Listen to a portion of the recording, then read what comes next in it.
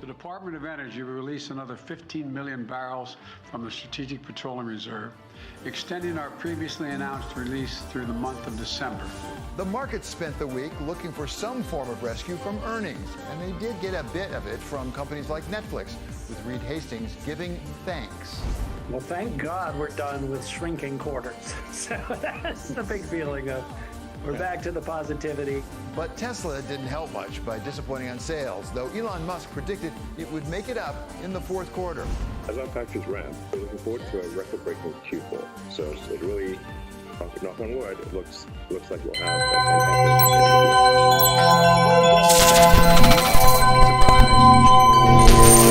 Solomon said they have a fair amount of work to do. Importantly, talent is moving around tremendously at Goldman Sachs to align behind David Solomon's new vision. The remix. The remix. I like that. Oh boy.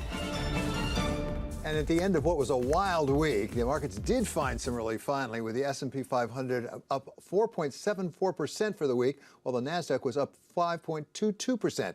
And it was all pretty much driven by anticipation of where the Fed is heading, as the yield on the 10-year climbed for much of the week, but after peaking over 4.33% midday on Friday, it fell to 4.2% to end the week. While the two-year fell 13 basis points on Friday alone, after speculation grew that the central bank might just slow its rate hikes after November. To take us through the week in the markets, we welcome now Jurrien Timmer. He's Director of Global Macro for Fidelity Management, and Sonal Desai, CIO for the Franklin Templeton Fixed Income Group. Welcome, both of you, back to Wall Street Week. Good to have you here. Sonal, let me start with you, because so much of this week, I think, was driven off of fixed income, particularly those Treasury rates. So what did we see this week, and why were there so many apparently violent moves up and down? So, David, I think that we're going to continue it was a crazy week, but it's been several crazy weeks. I think until the market gets a sense of where the Fed is going to go and stop, we're going to keep getting these wild bouts of volatility. We've been expecting it for a while. In a sense, there was not that much of news in the Fed saying that they're close to being done. Well, of course they are. We already know that we're going to get up to 5, maybe 5.25, maybe a bit more, but quite early in the new year, it's pretty clear that they will be getting close to an end. We get a 75, maybe we get another 50, after which do we get another 50, another 25? I think the more interesting thing is what happens after that. Once the market feels that they know that the Fed is not going to pivot on a dime, I think we might get to a point where we stop seeing these wild back and forths, because these are truly massive moves in the Treasury market.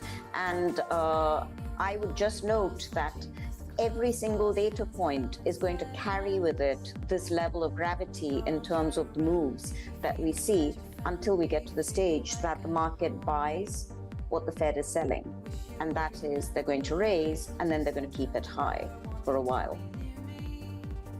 And Jurrien, where are we headed? Where is the Fed headed? Because as I look at Bloomberg right now, the Fed futures rate looks like it's about 5.05. At one point this week, it was up close to 5.2 in terms of a terminal rate. Yeah, so when you look at the SOFR curve, it peaks at around 5%. And you look at the implied terminal rate, it's around the same. The markets have been in a relentless mode of price discovery this year, right? And the glass has been half empty for the last 9 months, where every time we think maybe the markets are bottoming and the Fed's going to be close to being done, that moving target starts to move again in the wrong direction. But I do think we're getting to a more glass half full mode, and I think that's what the stock market is starting to signal here, that at this point the expectations for the Fed are so bad, meaning they're going to go so far that the possibility of a surprise may start to go more in our favor. So maybe the Fed doesn't have to go all the way to 5. Maybe it only needs to go to 4.5. Financial conditions have tightened significantly, so maybe the Fed is closer to being done than we think.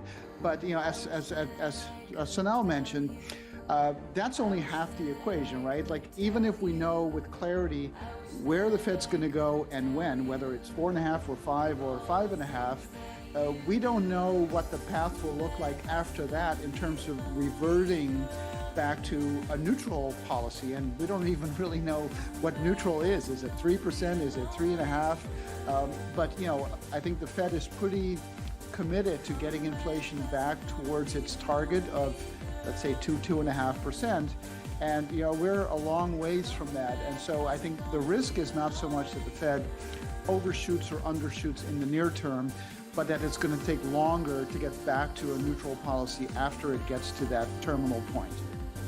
So, Julian, we were talking about this earlier today, and when I listen to what you're saying, I can't help but feel that for most in the market, there is this desperate desire to believe that we have the Fed that we've had for the last 17 years, and we can't, because the environment is so different than it has been. Well, maybe not last 17, because the last year and a half has certainly been this new world we're living in.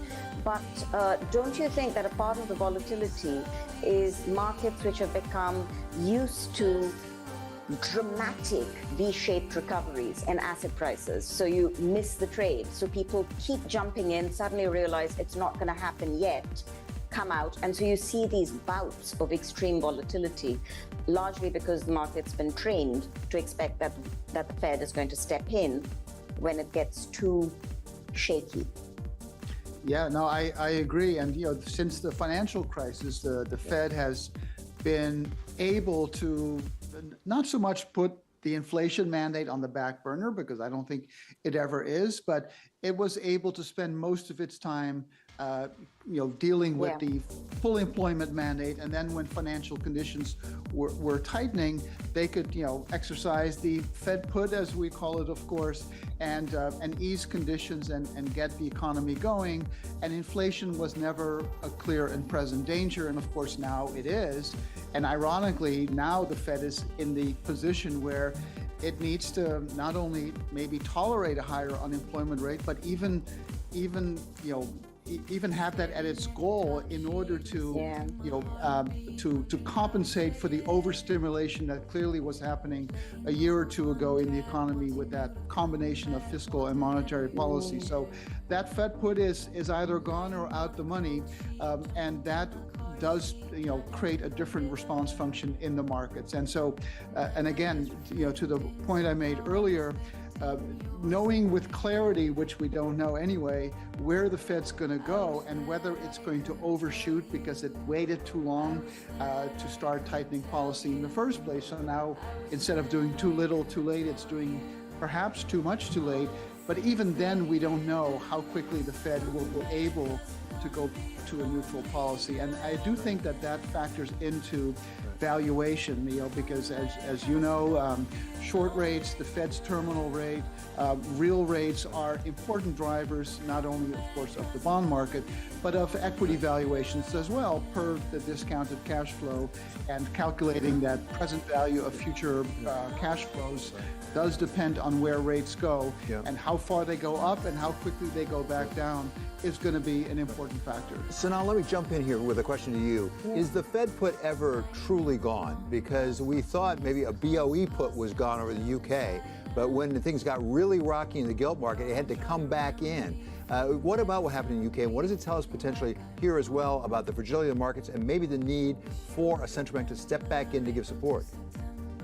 So, I think that the UK, I'm not going to say, the UK, historically, we always use that phrase, right? Canary in a coal mine. However, I think in this particular case, the UK, what happened there is emblematic of what can go wrong. The immediate cause, certainly, was the mini budget, which was quite disastrous. The combination of spending and tax cuts clearly was the wrong time for a budget like that. But we tend to forget it was 17 years again in the making. We've had a very extended period of extremely loose monetary policy, and that forced the UK, where you have a higher proportion of defined benefit pension plans. The UK is in a different position, let's put it that way, which is not to say that the US and other countries should not look at the UK and worry about the unknowns. We don't know where markets will break. And the reality is we are in a position where there is some possibility that something breaks. will the Fed put, has it gone away? I think the Fed might be left in this completely internally incoherent position that the Bank of England is in, where it's simultaneously buying gilts, but will continue to raise rates. We're talking about sense. Sorry, go ahead. Yeah, and exactly. The Fed put may be gone for the stock market, but I think it will be coming back for the bond market. And actions have consequences, right? And policy actions have consequences. And we only have to look to the Bank of Japan to see an example where